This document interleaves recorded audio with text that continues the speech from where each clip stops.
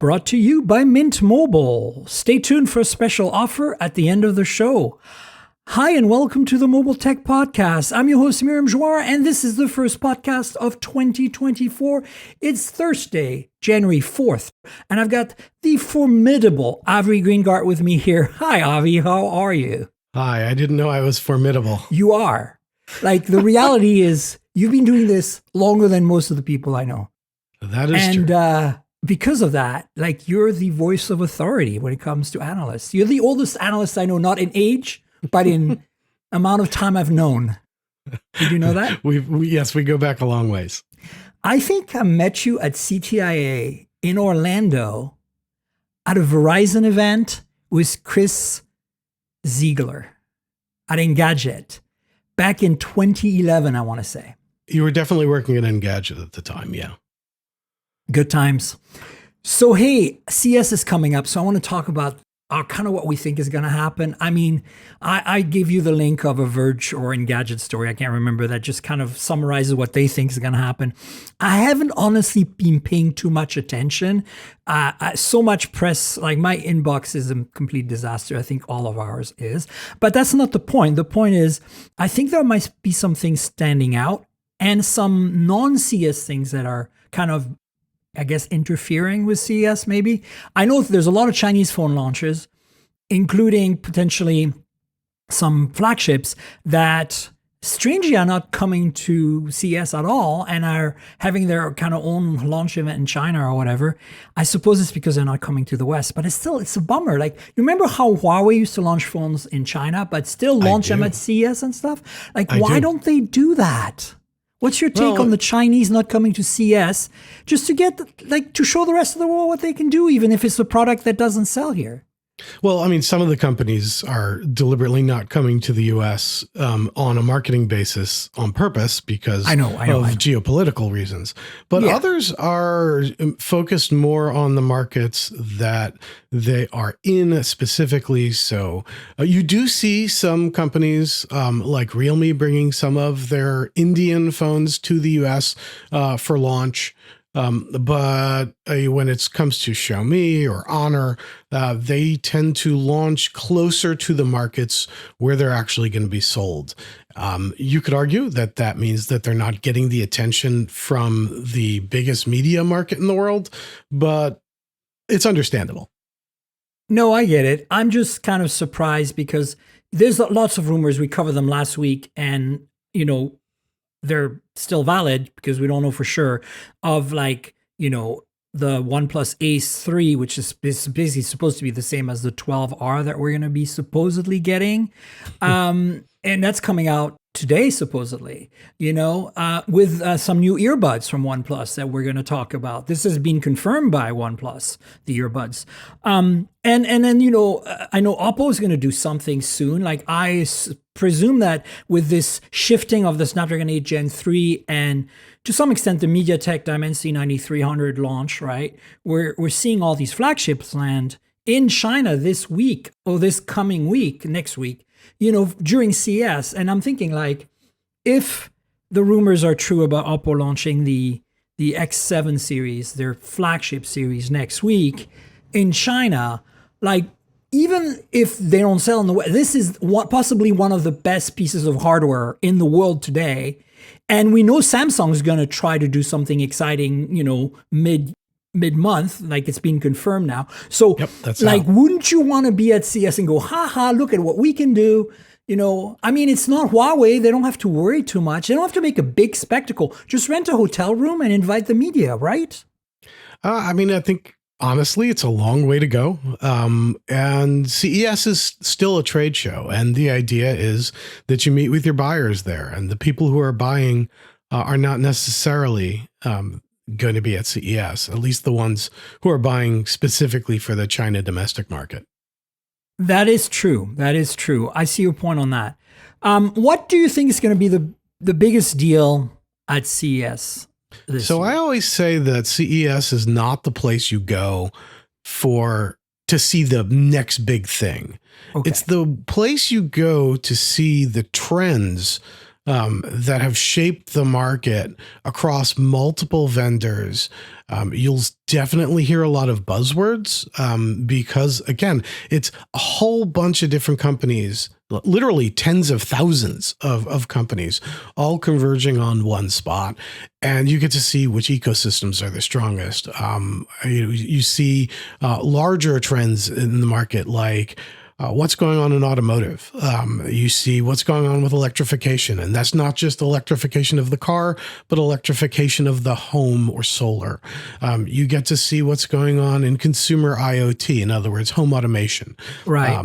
And then, of course, there's computing. And my goodness, my inbox is full of press kits with 50 announcements from one vendor and 30 from another. So we're going to see a lot, and then discerning what's important and what's just a buzzword. That's kind of the fun of the show. I agree 100%. I mean, just saying, for me, it's like I've always been interested in CS for the trends, and I agree with you there. I think it's more a consumer show still, in the sense of, like, appliances and TVs and AV equipment. Giant TVs. That still wins, right? Projectors, like, of course, compute is audio. always big. Compute so is big. Intel just launched their Core Ultra, so obviously we're going to see some laptops with that. Asus, Lenovo, HP, Dell, the usual, suspects. All the usual suspects. But I also feel that in the past, there has been times when we had seen a phone or two, right? And I kind of miss that. Like, I think that there's an opportunity with this shifting of the chip launches happening for, some devices, especially devices that are going to be US centric, OnePlus, to have a presence at CES instead of waiting all the way to MWC, right? Yeah, I would like that too. I get it, Apple, they're going to do their own thing. But Moto, this would be an opportunity to launch a new Edge Plus, perhaps, right? It would be, and I've had some of those discussions with some of those brands. The issue with them tends to be, do they want to try to cut through the noise? And you can explain to them that you might be the only phone there. But it's still, one announcement in an absolute sea. And, certain things, you get a 110-inch TV that rolls up and you can play football with it. That's going to stand out to some people.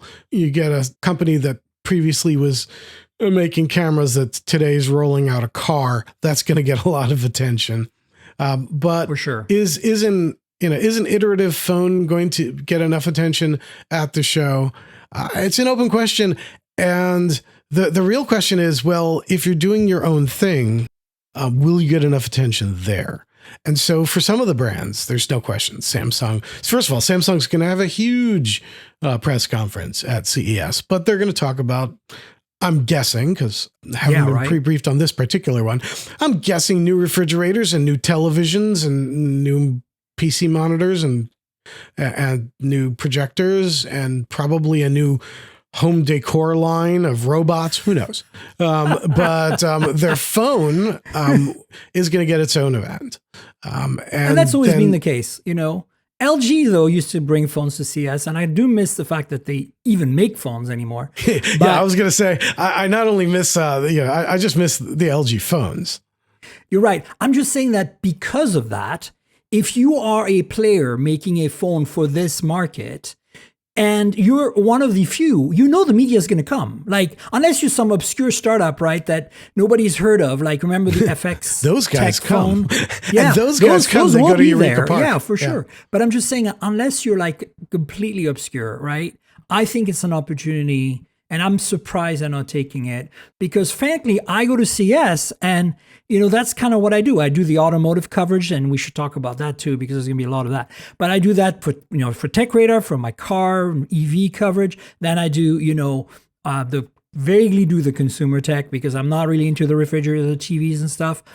And then, of course, there's Sony as well, and they're all over the map, including cars, right? So But the point is, I would love to have like something, oh yeah, this is right in my wheelhouse, like a smartwatch that's really cool from a big brand, or like some earbuds that are really cool. That's possible. I think we might see headphones, earbuds from TCL. We always do, and they do good stuff, right? Well, TCL, yeah, they'll have phones. I'm sure they always have phones at CES. They'll have phones. So, the issue that you're bringing up is partly, a CES issue and partly a US market issue and a timing issue also, because CES is coming out after the major holiday sales season. So if you're launching a phone now, it's because potentially you're taking advantage of Qualcomm's or MediaTek's latest chipsets, but it's not because you're trying to hit the fall and Black Friday sales. So some of those phones, like the Pixel phones, showed up in the fall. Apple's phones showed up in the fall. Not that Apple would be coming to CES anyway, but both of those companies do their own thing. But we will see, some interesting consumer electronics. Probably Amazon is going to be there. They always have an interesting booth, often focused on their home and Ring products.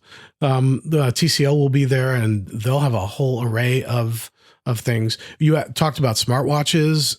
We're going to see a lot of smartwatches, but usually around the edges. So medical smartwatches are going to be out there in force, measuring blood pressure or blood sugar, or at least they'll pretend to. We'll see if they actually do. And kids watches and things like that. So we're going to see that, and lots of AR headsets, just based on the email that I've been getting, pitches. A lot of people are looking at the space where you're sticking something on your face. And what specifically it does, some of these things are very basic. And they're basically just earbuds put into a glasses frame. And others of them are aimed at industrial use cases where they have a display, but it's really about, setting up a wiring harness in an airplane. And everything in between. We'll see headsets for skiers and all sorts of things. Yeah, obviously also with Apple's Vision Pro coming soon, there's some impetus to kind of like ride that wave of, marketing and fame, as it's exciting. I've gotten heads on with on. Yeah, you did. And I am still very lukewarm about this stuff, to be honest with you. And a lot of it comes to something that I think you should talk about as a bit of a break from CS, like a tangent sure. Number one, folks. And that's the prescription glasses or lenses you got for your Meta headset. So that's my problem. I want to preface this by saying, every time I put a VR or AR headset on, in addition to the fact that it feels weird and foreign and a little disorienting, like all the stuff normal people, I'm not talking about tech people, but normal people experience, and the fact that it makes us look like complete dorks, okay? That is not a big concern for me, because I already look like a complete dork. I make my living as a nerd. Right? I'm fine. We're both pretty nerdy. That's fine. But the thing is, still, beyond all that, every time I put one of those on, I have a crappy experience with vision. My vision. Like with the fact that I steam up. I cannot put my glasses in there. And if I do, it's even worse, because things get like, there's problems with the optics because of, I understand that it's very critical to get the optics right so that you can maximize the performance of these displays that are being pushed to their limits in terms of refresh rate and resolution. Like, I'm technically enough to understand that. But my big problem is that it's a shitty experience for me every time, and it's just being pushing me away from VR and AR, unless it's like something that looks like a pair of glasses, like the Meta Ray-Bans, which I know are not, and they don't have a display, so they don't really are not in the same category. But I'm on board with those. What I want is someone to make something like my lovely Celine glasses here that costs $500 and gives me some AR capability. That doesn't require me to do anything but go to my normal optician and get my lenses done. So I think that, first of all, you've hit upon a real pain point with spatial computing in general, whether that's AR or VR or XR or spatial computing, whatever term you want to use. Apple is using spatial computing. I actually think it's probably the best term from a descriptive perspective. But anyway, the challenge is that some people need glasses, some people don't. Some people will wear contact lenses. And if you inject a true prescription lens into the mix, then you are adding cost and tremendous complexity. Now, Apple is doing that at Apple retail store with the Apple Vision Pro. They'll have Zeiss lenses. God knows how much it's going to cost. I have no idea. The whole process is going to be pretty bespoke. It's going to be semi-custom. You know, the whole headset's going to be matched to your face with different inserts. So Apple is going to an extreme. The other extreme, and the other place where I saw that it really worked well, was with the Meta Quest 3. And they seem to have worked with, because there's branding on it, Zenni Optical, which is... And that's what you wrote about. I'll put a link to that story. That's what I wrote about. I mean, it was a end of year sort of cheeky, a little bit lighter in tone than some usual analytical reports.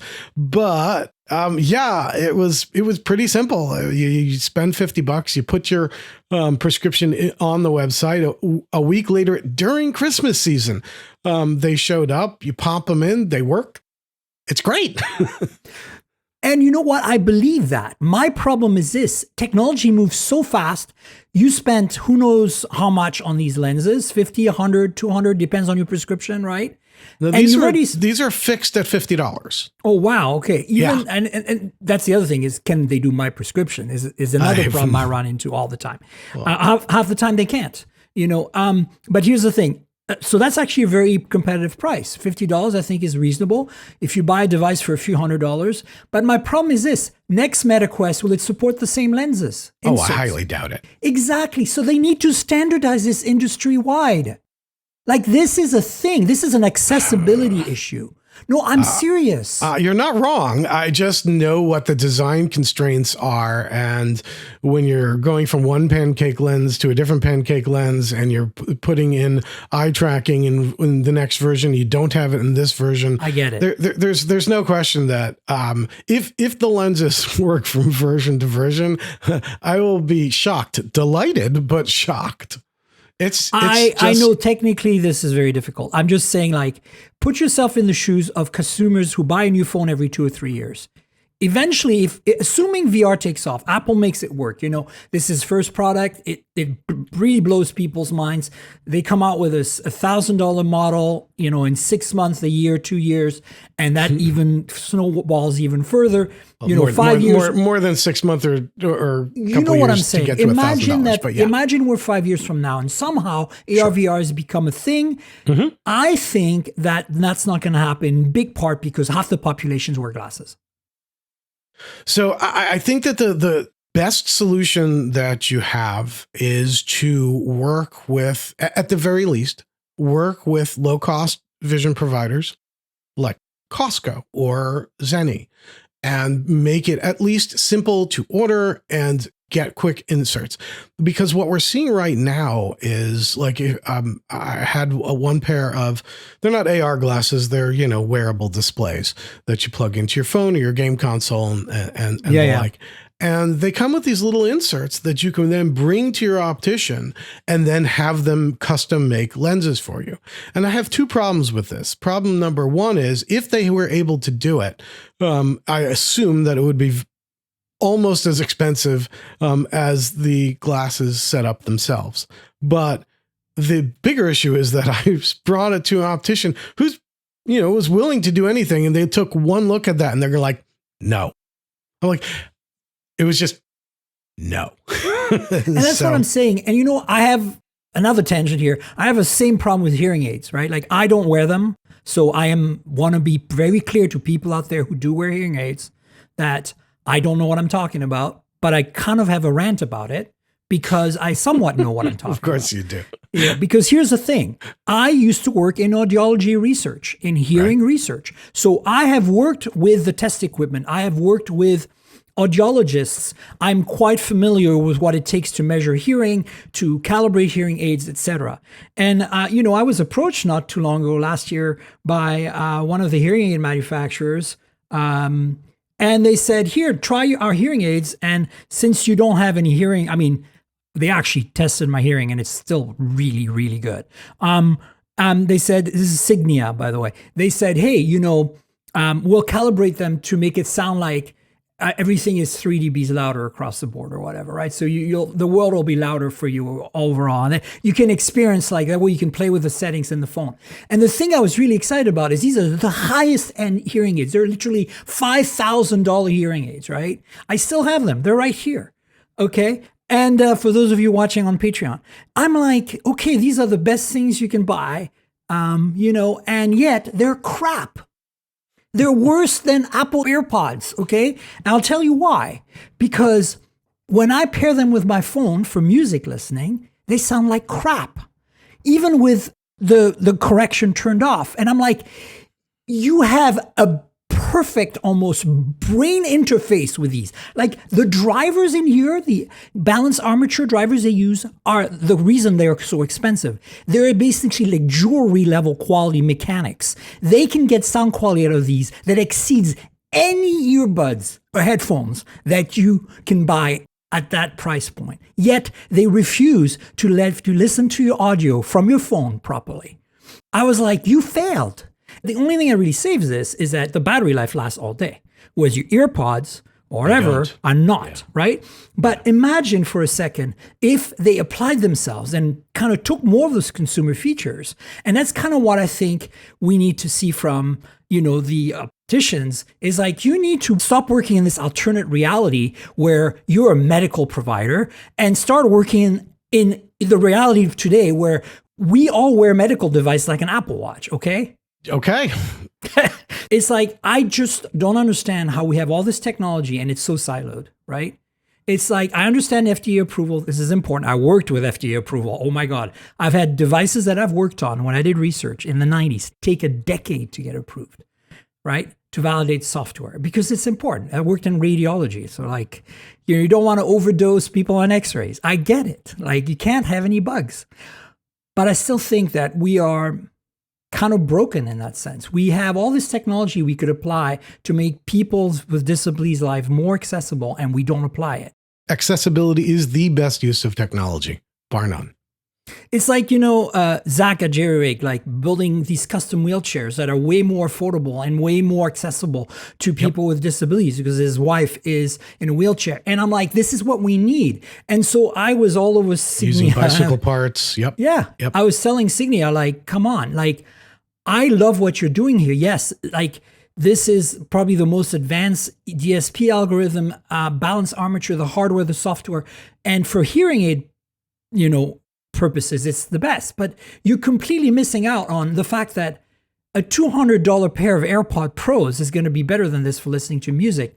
And if I have a hearing impairment, wouldn't I want to listen to music tuned to my hearing perfectly? So the thing about this is going back to the AR and VR, and then we can go back to CS, is that I think that the thing for me about VR, AR is that I like the fact that Meta is working with the kind of a mainstream glasses manufacturer, affordable. So is Amazon, right? With their Carreras. I have them here for your Patreons if you want to see. Oh yeah, please show us. So I think that's the future, and I think what Ray-Ban is doing with Meta is great because $299 for that frame, right? Oh wow, look at that. Nice. You're looking cooler than ever, Avi. Thank you. This is why and now of course I have a smart assistant talking in my ear in addition to Miriam. Not so smart. I think Miriam's a lot smarter. But this is basically, for those of you listening, this is an ad for Miriam's Patreon. Thank you very much. I appreciate it, Avi. Folks, if you don't know yet, there is a Patreon, and the Patreon lets you have a video version of the podcast in advance, a day or two, where you can have the whole show with sometimes extra bits if we go overtime, and sometimes bloopers. And sometimes you get to see me wearing smart sunglasses. And you get to see some cool phones and some Signia hearing aids. Not very exciting, sorry. But sometimes we've shown some exciting new things. So join and check it out. Tank Girl on Patreon, TNKGRL. So going back to AR, VR, I'm looking forward to all the things I can enjoy. Like, weird speakers mounted on glasses or cameras mounted on glasses or some kind of very basic AR display. But what I'm really waiting for, and I don't know how far we are from that, is active real-time laser projecting into my retina from the glasses a display. I'm not joking, because imagine you can bypass all the optics. You don't have to worry about lenses anymore, right? You're just projecting an image in the back of the retina in real time, overlaying reality, and it autofocuses on your retina as it displays, right? So you get perfect focus, and that's where we need to go. Until we have that, I don't think I'm going to be on board. Okay. I mean, I think we're a little bit away from that. I am looking forward to getting in Apple Vision Pro and trying to figure out what on earth is the killer use case for it, whether it's being used as a display, whether it's reliving my video memories, whether it's playing interactive games. I just don't know yet. So I'm eager to see that. We have more limited use products like those Meta Ray-Ban glasses powered by Qualcomm that do a much more limited set of tasks, focused basically on taking pictures and having phone calls sort of near your ear. But where I feel like there's just this huge hole in the market is something that's just a little bit more advanced than that, but not too much. Someone who's chosen to focus on a few use cases, maybe it's directions, maybe it's notifications in your line of sight while you're doing other things. Agreed. And there was a company called North that had a product just like that. I still have the 1.0. They were about to release the 2.0 version, and Google bought them. And like many companies that Google buys, maybe it was an acqui-hire. I don't know, but they've never been heard from since. So they even had an interesting and unique control mechanism where it was basically a joystick finger ring that you use your thumb to control. And so that was sort of a way around the issue that you shouldn't have to swipe your temple like Google Glass, which is incredibly awkward, or push buttons on your glasses, which is slightly less, but still incredibly awkward. And so, the other choices are handheld controllers, which is fine if you're exercising or gaming, but not fine for anything else. Or Apple's Magic, where the pinch gesture, the pinch right? with the eye tracking, with the cameras all around, and God knows how much computing power. So that's, I don't know that we can get that in glasses, just in terms of how are you going to fit all those cameras around it? Never mind the compute power and the heat dissipation that you'd need to run it in, given today's silicon. And look, again, we're seeing companies like Qualcomm and MediaTek focusing on some of these issues. And if we see some consumer adoption or enterprise adoption, even if it's, primarily Apple at first, because at least at the very, very high end, they're trailblazing along with Vario, but that is not standalone. And on the consumer side, you have Meta in the $500 to $700 range. So I'm hoping that we see a lot of innovation here and rapid improvements and a lot of cool things to do with them that you can't do with today's. Yeah, no, I'm on board in trying it out if it doesn't make me feel terrible like always. But I'm still more convinced that intermediate step you're talking about, like normal looking glasses that you can get a normal prescription for that have a very basic AR display and have speaker microphones and gestures or whatever, are going to be, I think, a more interesting product in the interim, because that's the thing. VR is very immersive and I get that. And That's the part I struggle the most with, right? But at the same time, AR or MR or XR, where your eyes are not completely blocked, I think there's a lot of promise there. Yes, you cannot immerse yourself into a beautiful 3D video you took with your iPhone. Yes, you can play a game that's immersive, and maybe do the kind of fitness stuff that a lot of people love doing with VR. Oh my God, like just the thought of that gives me hives. But come on, Beat Saber. I know it's cool, but for 2 seconds. Beat Saber. But what I'm saying is, I think we could have a very basic, like simple puzzle games or something. Like you could do stuff like that with just an augmented reality display that doesn't have the super high resolution, and has some transparency, Right. I see where you're going, but then you come to the problem of price point. If I'm playing a cool puzzle game and I'm spending $1,200 to do it. No, but this is my point. The next thing is it all needs to be less than $500. You still have your phone in your pocket. Yeah. Maybe have it powered by your phone, right? Like that's the thing. That's what Xreal is working on. I'm going to go see them at TCL, CS. TCL has a version that I saw a prototype last year, hoping to see this year's prototype or this year's production version. We'll see where they are in the cycle. But yeah. we're getting somewhat closer there. And you know what? Maybe when Vision Pro comes out and I can go to a store and try it out, or whatever Apple does for us plebes, because I'm not in their, in our radar for devices and demos.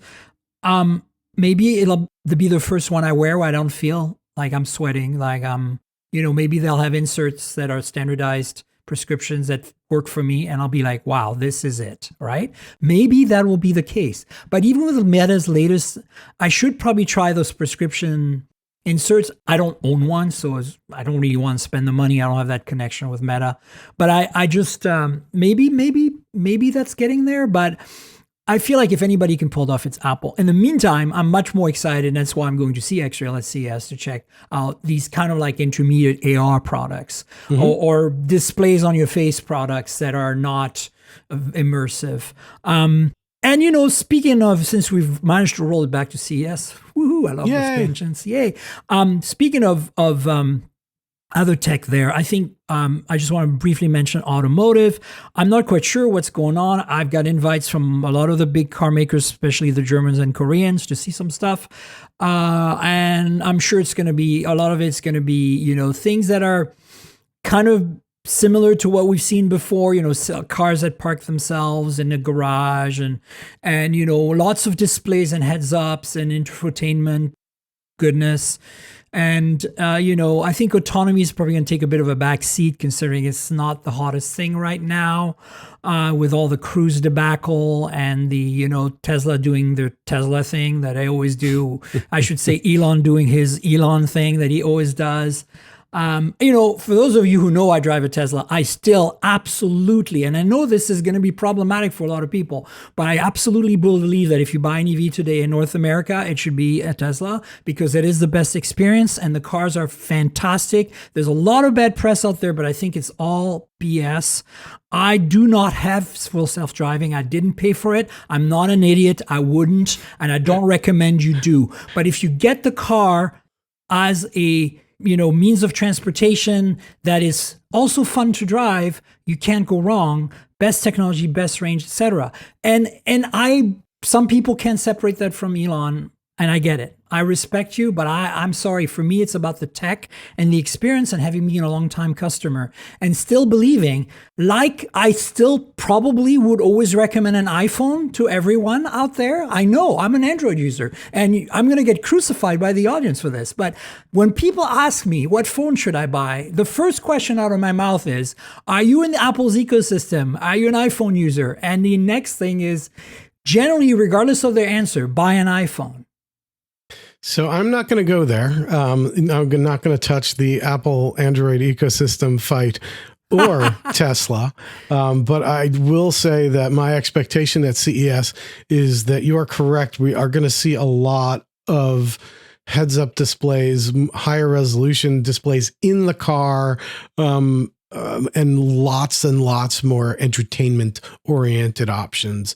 Exactly. Some of the type of tech that we're seeing at the super high-end where you're sitting in the back seat of a car and you've got basically a movie screen that comes down in front of you. Well, BMW has that today on the i7 and the 7 exactly. series, right? So I think we're going to start seeing that in more cars, and we're going to talk. There's going to be a lot of discussion about platforms and the software upgradability that these platforms software-defined vehicles. I've been writing about this at Tech Radar for a long time, and people don't really believe me because here's the reality, folks. Again, if you have not driven a Tesla, and because they're the poster child for this software-defined vehicle, there's some in China too you can buy, but in North America right now, even the best Mercedes and best, EVs from the Koreans are not software-defined vehicles 100%. You can't have a software update actually change settings in your brake controller like you can on a Tesla, okay? For better or for worse. For better or for worse. But the point is, that's going to become a standard. That's where we're going. And to me, that's why Android Auto and Apple CarPlay are broken, right? Because I do believe they solve a problem today, but projection is not the solution. When you log into your iPad, you don't project your phone to your iPad. You have an experience optimized for your iPad with the same ecosystem. What we need, and the Chinese are doing vertically with Xiaomi's car they just announced last week, we discussed on the show, and Huawei has their cars, and Polestar, which is owned by Geely, whatever, I don't know how you say it, and has a phone, and NIO has a phone. And the reason it's so vertically integrated there is because, they kind of do that. They follow in Apple's footsteps. But that's where I think we're going to see a lot of that at CES. We're going to see the mainstream kind of like traditional car makers kind of accept the fact that they need to get better at software and create some sort of ecosystem that interfaces gracefully without degradation with Apple and Google's ecosystem for people who have Apple and Google phones, right? And that's the challenge right now. It's really hard to do, and I don't think they're going to pull it off. The Chinese, and that's part of the reason, actually, the Chinese, if they were to come to North America, would dominate because they would be able to integrate seamlessly with the Apple and Android ecosystems and provide a software-defined vehicle experience that matches or rivals Tesla's. And that's not going to happen for a few years with the mainstream players, for better or for worse. Some people are like, great, I don't have to worry about getting my car hacked, right? But, Yeah, I'm not exactly expecting BYD to overtake Tesla in the US. Oh, no. But here's the thing. Polestar is sold in the US. So is Volvo. Sure. So is Lotus. And they're all owned by Geely. And then, I love to call it that, Geely. And then, there is other potential brands that could come in here. Mexico is getting a lot of the Chinese cars, and they're building plants there. That would, solve some of the tariff issues. If they can rebrand these cars somehow, we might start seeing them in the US. And so I think it's going to be very interesting to see how it develops. And the reason we're talking about this in the context of CES is because CES is going to be kind of like the gateway for that. It's going to show us what a software-defined vehicle can be, from the infotainment to all kinds of things. Like, to give you an example, right? Again, Tesla. When I rent a Hertz rent-a-car Tesla, right? They have a whole bunch of them. I just scan the barcode with my Tesla app on my phone on the screen of the car when I pick it up. And all my settings from my car, from my own Tesla, are applied to the car. My seat position, my radio station, my preferred navigation settings. And at the end, I can cancel that out, delete it all. Now, this is what we're talking about. I don't need Android Auto or CarPlay in my Tesla because it's such a better experience to use their system. And I know it's hard to wrap your head around that if you're driving a RAV4 from 2012. Like, you're not going to understand the experience until you get to use it every day. Not just see it at CES, but use it every day. Yeah, look, there are still advantages to other ecosystems. So if you're if you're using Google Maps and you look up an address and you put it into a calendar invite, and then you're using Google Maps as part of Android Auto, and the destination is the first thing that shows up because the whole system is linked. Guess what? Tesla does that too. The thing is, because Tesla uses Google Maps as a backend, but the reason it does that is because it accesses my calendar on my phone. The Tesla app has access to my calendar. I give it permission. The car now accesses my calendar. The first thing that pops up when I get in the car is actually a setting where I can say navigate to my first destination in the calendar, and it does it. I don't even have to tap anything. It's just the first thing that pops up in the nav when I get in the car. So my point is the integration is possible. And I'm not saying, like, again, this erase Tesla from your mind. This could be BMW. This could be Volkswagen. This could be Kia or Hyundai. The problem is they're not doing that right now. GM. They're not doing it right. Yeah, well, we're going to see a lot of discussion at CES about these platforms and about the software that goes into them. A lot of ADAS, driver assistance. But I think it's not going to be like the self-driving type stuff or the robotaxi. It's going to be more like, how can we do LiDAR cheaper? Yeah, exactly. And how can we enhance existing user experiences in the near future with affordable tech, right? And I think that's just as important, because here's the thing. I'm a big believer in electrification. And that's why, I go on and on about it and write about it for Tech Radar, but I do believe that it needs to be way more accessible. And so any technology that can bring that, what I experience as Tesla goodness, down to another brand at a lower price point, I want to see that. And that's kind of also why I hope the Chinese can somehow make it in through Mexico or something by rebranding their cars. It's kind of going to happen. I wrote an article on Tech Radar. You can read it right now about the 4 EVs I'm excited about coming next year, or 5. And with the opening of the supercharging network is also going to help. But the Volvo EX30 is a good example. It's another Geely car, and it's a very software-defined vehicle, and it's very heavily ecosystem integrated. It's actually running Google's back end for the entire infotainment system. So that car is going to be priced at 35, a little bit less than 35, but with the same level of comfort and performance as what Tesla delivers in the Model 3, but in a more practical CUV kind of crossover setup, right? So basically a Model Y competitor for Model 3 pricing made by non-Tesla that works with Tesla's network of superchargers. It's happening. I want to see more of it. Yeah, we'll see how many of the base model actually ship. And when, I have a feeling that the EX30 is going to be the high-end model first. The high-end model is the one that's shipping first, yeah. It's also very enticing, to be honest with you. If I had to replace my Tesla with the EX30, I would probably go for the high-end model, because I have a performance Model 3 and it's so fast and I want that speed again. I'm addicted now. But anyway, anything else you think of CS that would possibly be like catching your attention, that you're keeping an eye out for? I mean, the word that we're going to hear over and over and over again is AI. Oh my God. And so we're going to have AI laptops. The one thing we're probably not going to see, although they'll be at CES, but they'll be in backdoor rooms being shown to retail buyers, are Qualcomm's Snapdragon X Elite laptops, because those are coming out, right? Yeah, they're coming out mid-year, so we'll see.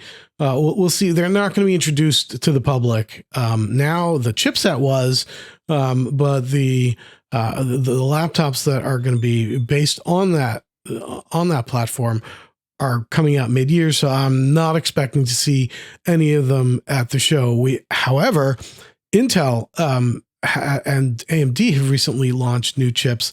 Intel, for the first time, having an NPU for neural processing, which is going to be a big tie-in with Microsoft's Copilot, and integrating Copilot into the next version of Windows.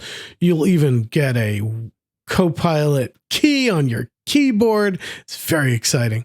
Well, look, I mean, no sarcasm. I actually do want to get some Copilot keys for my mechanical keyboards. It'll be fun. Awesome.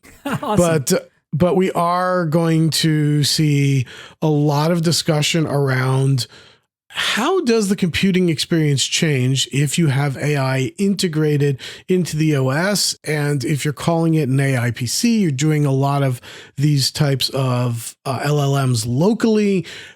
I happen to think that the focus should probably be more on integration of Copilot into Microsoft 365 and other productivity apps. When you've got these capabilities integrated into applications, you can actually take advantages of them and do really cool things. And it can increase your productivity, whether you're writing or creating, or designing or creating things, even if it's PowerPoint. Those capabilities are a little. It's a little easier for me to see what the use cases are for that and why you'd be able to monetize them from Microsoft's perspective. Well, it's valuable enough for me to pay for versus a little bit faster and a little bit easier to get to Copilot and ask it a question.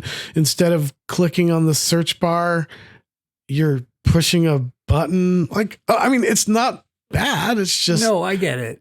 So there's going to be so much hype. I mean, there are kitchen appliances at CES that will say that they are AI powered. There will be skateboards that are AI powered. There will, I mean, I love it. That is going to be, if you're doing a drinking game at CES where every time someone says AI, you will have cirrhosis of the liver within 15 minutes. 100%. I'm going to rapid fire through some news because a lot of it is just PSAs for the audience here, because a lot of the folks listening are abroad in India and in the UK and Australia and Asia.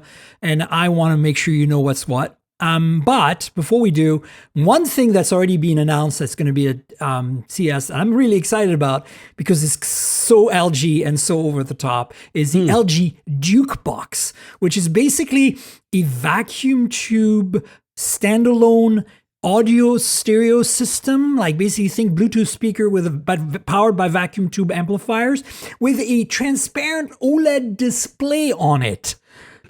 What the F? It's first of all, it's not a product that's necessarily going on sale. It seems to be a concept product. I hope it does. It needs to go it's on sale. Very, very cool in a let's throw every nerdy thing we can think of into an audio product. I just love it. Because, vacuum tubes, they sound, it's distortion, but it's pleasant distortion. Yeah, for sure. It's distortion that sounds good. And they glow and they're old school, but then you marry it with transparent OLED and you can put a fireplace on the display with the vacuum tubes flickering in the background. And I don't know I have no idea what audio you're listening to when you're doing that, but yeah, God bless LG. That's one where I saw that and I was like, I don't need that. I'm not sure anybody does, but it's cool. Exactly. Yeah, so that's going to be cool. I'm going to definitely seek that out at their booth. All right, Samsung Galaxy Unpacked is officially coming on January 17th. We talked about the rumors last week. I can now guarantee you 10 a.m. Pacific time, that's what, 1 p.m. Eastern time. Correct. On but 17th. I'll be on Pacific time because I'll be there. And I will be there. I will be there too. Also, Vivo X100 series, we've covered it at length, starting with the MediaTek Summit back in November. This is a Dimensity 9300 equipped product, at least the Pro version, and that is now coming to India. So that's good news. I knew that they were going to bring that outside of China, and there's now rumors of an X100 Pro Plus, like they've done before, that might be China only, but we don't know anything about that. And I wouldn't be surprised if Snapdragon 8 Gen 3. Yeah, I was going to say it might be a different chipset. But the bottom line is, if you're in India, I salute you because this is an incredible phone. Ben Sin has extensively covered it, and I have requested a review in it. Now that it's global, because it's coming to India, I'm hoping to get my hands on one. We talked about it earlier about OnePlus launching some buds, not Pro Buds, but Buds 3, non-Buds 3 Pro, alongside the Ace 3, which is going to be essentially a OnePlus 12R, which is rumored to be coming to North America. The Rs are usually sold in India only. There was an 11 and a 10R. We didn't get an 11T last year, but think of this 12R, if it comes to North America, as the 12T, basically. But interestingly released now because, well, OnePlus is making foldables now, so they have to launch those in the summer, right? Just kind of like Samsung does. Interesting how that changes And then alongside that, though, now we're doing the whole BBK group here, Realme 12 Pro Plus. So the Realme numbered series, 11 Pro Plus currently, upcoming 12 Pro Plus, and before that 10 Pro Plus, etc. They've had a Pro Plus, and it's been very imaging centric, and it's delivered at the mid-range some incredibly high-end imaging performance.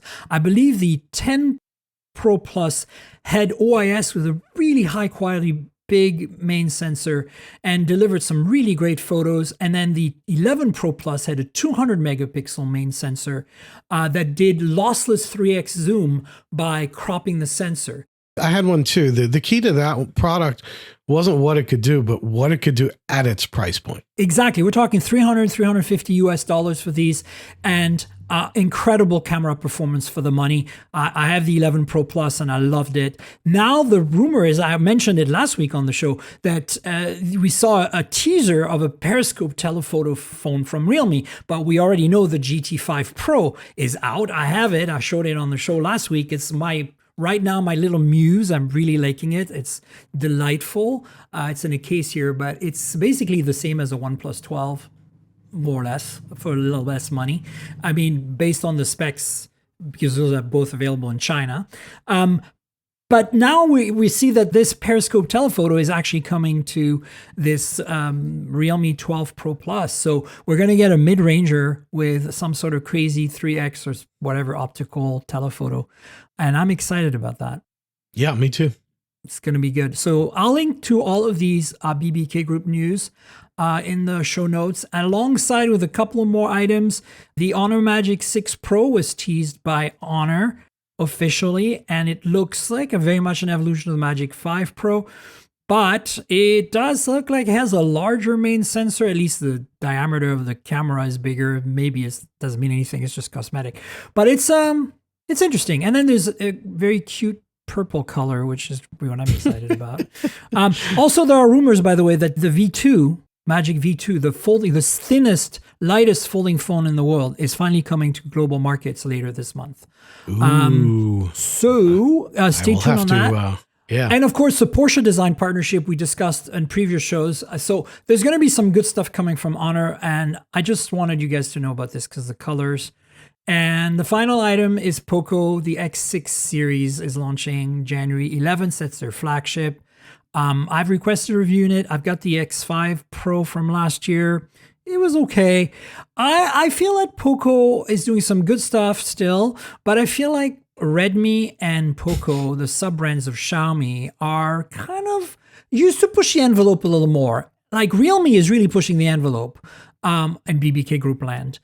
And I feel like maybe Xiaomi's lower tiered brands are not quite as exciting, but maybe I'll be wrong. This Poco X6 Pro will reveal all when we find out later this month on January 11th.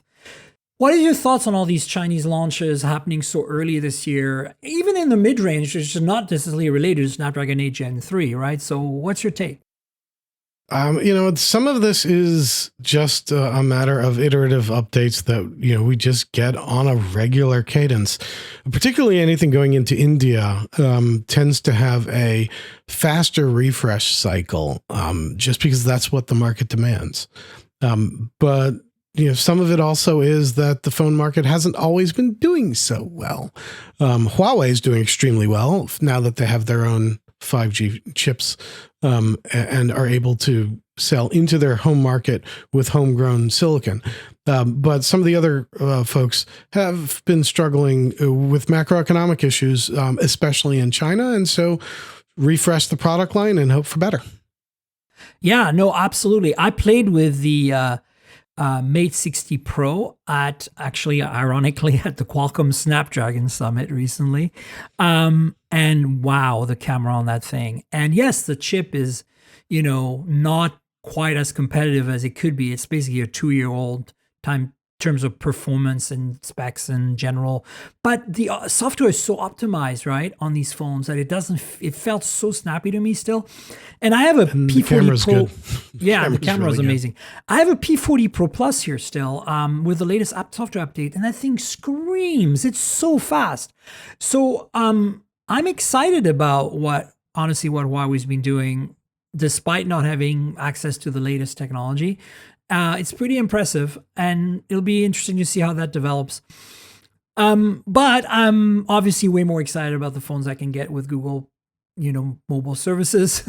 And for that, Honor is definitely the closest to Huawei for that. And then all these phones we'll be discussing. I really have always been gung-ho about the phones we can't get in North America, especially the Chinese phones that are sold globally in Europe and India and other markets in the West.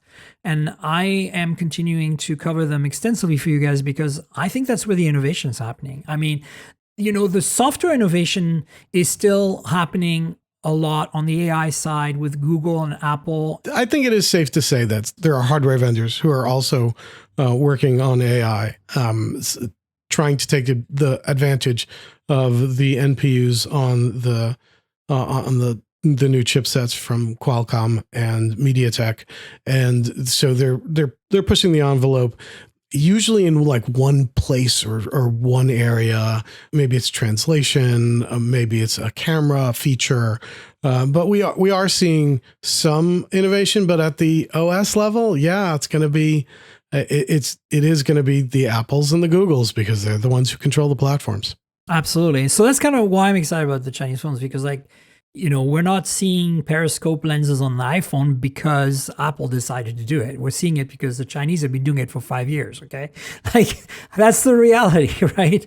And so I want to see more stuff. Speaking of iPhones, actually, our friend, Mr. Mobile, Captain to Phones, Michael Fisher, has co-launched a product, it looks like, called Clicks. Yeah, he's getting into hardware. Which is a case for your iPhone that turns into a Palm Pixie. Yeah, it's a bit of a throwback for someone who is...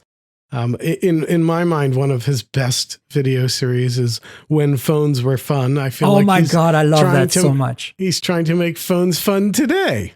Exactly. And you know what? I don't know too much because I still have to watch his video. I haven't had time yet.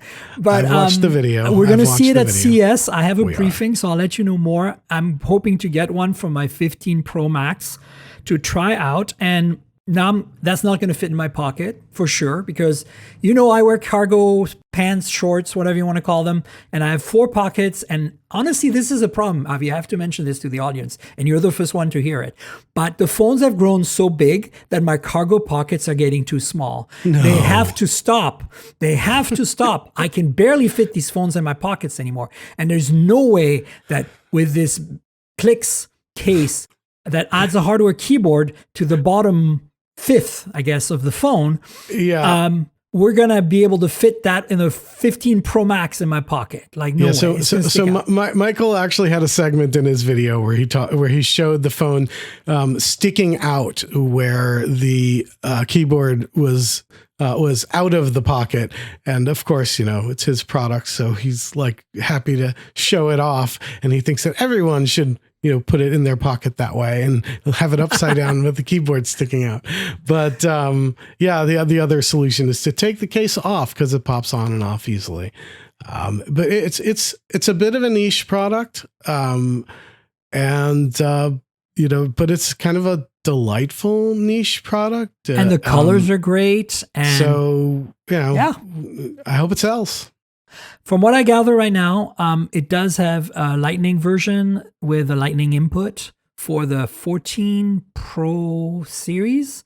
No, I think it's just the 14 Pro for now. I mean, but again, this was just based on watching one video. We'll get full details next week. Yeah, I'm not sure, but I'm hoping they do it in the either other phones like the base 14 and the 15 and the 15 Pro and the Pro Max, because ideally, actually, I think they should make one for the SE because the SE is such a small real estate, and that would cover any phone from the iPhone 6 onward, basically, like 6, 7, 8.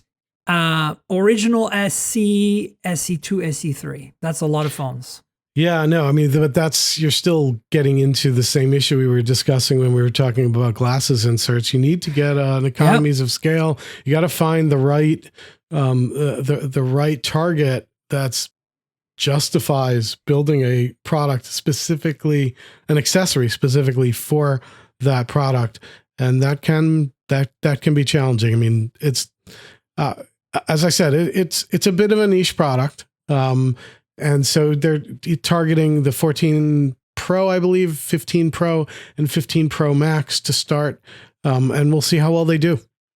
Yeah, I'm super excited. I love the design. I love the colorfulness of it. The kind of plastics they're using, at least visually, look like a lot of those plastics that were used by Nokia for the Windows phones, the Lumias, and I kind of dig it. So I'm looking forward to it. My only thing right now is it's going to depend on how good that keyboard is. It better be BlackBerry grade, right? And that's, we'll know next week. So stay tuned for that one. In the meantime, I'll have Michael's video in the show notes. So follow that, check it out.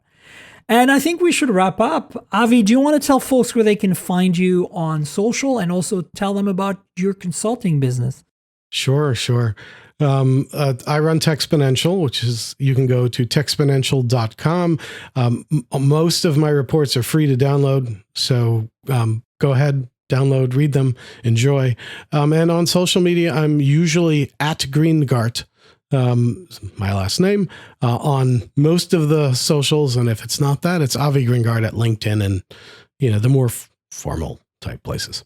Ooh, formal. But yeah, folks, you should follow Avi on all the socials and definitely check out his Techsponential writing, because he's got some of the best insight of any of the people I know. So check it out. I'll put links in the show notes to, some of that stuff, of course. And folks, you know where to find me on the internet. I'm at Tankgirl, that's TNKGRL. Like the comic book character, just drop the vowels, and that's my handle on all the social, basically Twitter, Threads, Instagram, Facebook, Blue Sky is where I am. So find me there. And then, of course, there is the podcast that lives at mobiletechpodcast.com. We're on all the major platforms, Google, Apple, Pocket Cast, Spotify, etc. So please subscribe and tell your friends. If your app lets you rate or review the show, please consider doing that. The YouTube channel is youtube.com/mobiletechpodcast. I just posted my unboxing video of the Realme GT5 Pro, which I think is a delightful phone. It's China only right now, but it's really blowing my mind. It's really good. And you can see it up close and personal in this unboxing video. You know how YouTube works. Like, subscribe, tell your friends, click the bell, comment in the comments. Let me know what you think of the podcast and this Realme phone. And finally, there's a Patreon that you can join to help me out if you want to help me financially. Patreon.com/Tankgirl. That's patreon.com/TNKGRL. As I mentioned, the big perk there is a video version of the podcast. You get it a day or two in advance, and you get to see our faces. You sometimes get extra content. You sometimes also get bloopers. It's fun, and it's a bit exclusive. So if you want to help me out, that's a great way to do it. Check it out on Patreon. There's also access to a Discord server and a bunch of other perks there that you can benefit from. So if you can help, I'd appreciate it. Patreon.com/TNKGRL. And if you don't like Patreon and you want to help out another way, there is a link in the show notes to my website that brings you to a PayPal button. And you can make a donation, a one-time donation, like buy me a cup of coffee or something. That would also very much help.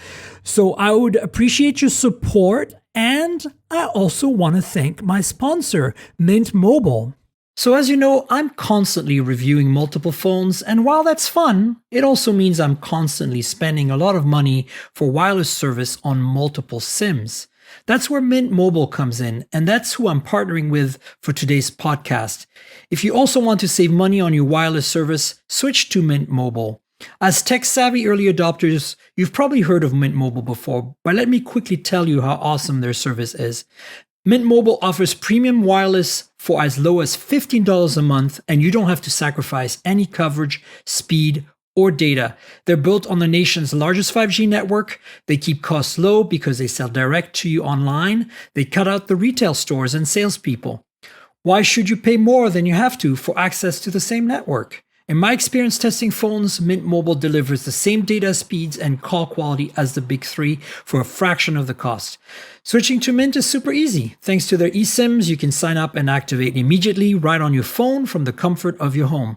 No more standing around and waiting in line at a big wireless store. You can keep your current device and phone number and easily switch services. And if your phone isn't eSIM compatible, Mint will ship you a new SIM free of charge. All Mint Mobile plans include unlimited nationwide talk and text, lightning fast 5G, and free mobile hotspot. Mint will show you how much data you use each month and recommend plans that save you money. Mint also offers a modern family plan that lets you set up a super affordable family plan with as little as 2 lines. Use my link mintmobile.com/mobiletech to get premium wireless starting for $15 a month. That's mintmobile.com/mobiletech. Stop paying more than you need on your wireless bill and start saving big with Mint Mobile. And I want to thank you, Avi, for being my guest yet again. Thanks for coming on the show. It's been a little while. Yeah, it's been a long time. We should have regular appearances. I'm happy to be here. I will definitely take you up on that, and we'll have Avi back, folks. Stay tuned for another show next week. You know that's going to happen. And until then, cheers, everybody. Thank you.